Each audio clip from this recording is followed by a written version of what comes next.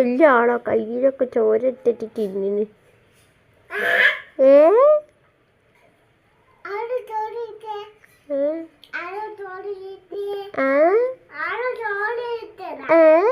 ഇതല്ല ഇത് ചെയ്യുന്ന എൻ്റെ അടുത്ത് എന്താന്ന് ചോദിച്ചു കഴിഞ്ഞാൽ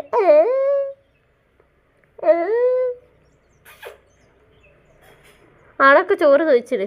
എന്നിട്ട് അച്ഛമ്മക്ക് പണി ഉണ്ടാക്കി വെക്ക്. പാവം ഉണ്ടാവും അച്ഛമ്മ. വെച്ചോ.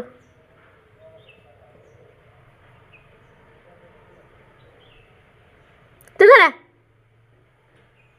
ചോറും വെച്ച് കുത്തിരിക്കാൻ്റെ ചോറ് മുഴുവൻ ഞാൻ കോഴിക്ക് കൊടുക്കടാ.